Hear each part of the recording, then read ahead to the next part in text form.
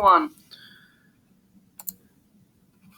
Hello, Cardinals. We're going to talk about investigation 3.2, day 2 today. We are observing and modeling the water cycle.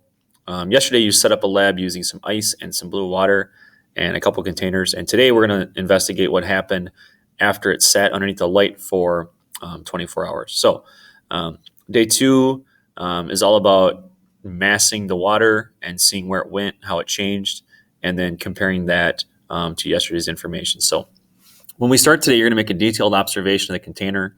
And part of that observation is thinking about where all the places the water had gone before we started, and also all the places where water was before we started. So if you think about it, you had liquid water that was blue, you had ice, and then actually there's water vapor within the container to start because there is moisture within the air. And all this needs to be recorded on student sheet 3.2.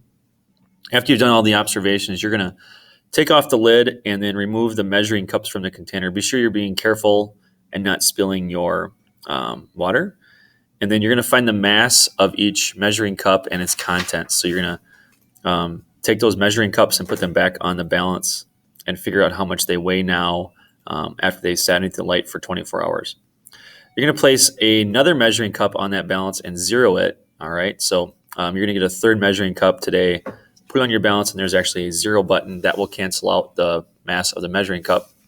And that'll be very important because you're going to be pouring the water that's from the large container. So what should have happened is water should have condensed on the inside of that container, your closed system, your atmosphere.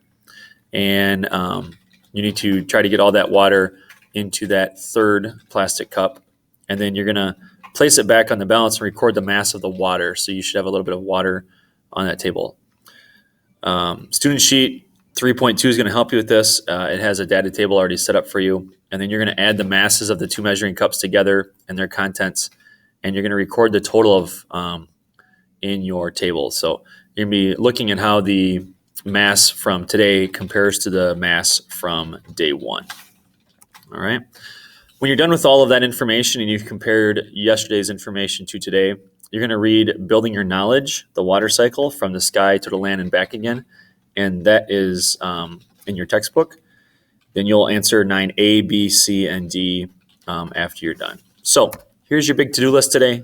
Investigation 3.2, day 2, modeling the water cycle. There are 9 steps to that, including reading textbooks, page 30 and 31. You have an exit card today. By now, all your vocabulary should be done. So make sure your vocabulary is 100% caught up. And then if you get any time, you can read and prep investigation 3.3 for tomorrow. I'll be making an investigation video for this also. So if you're absent, you could check out that investigation video to see what the container looked like after sitting underneath the light for 24 hours. If you have any questions, please contact your teacher, and have a great day, Cardinals.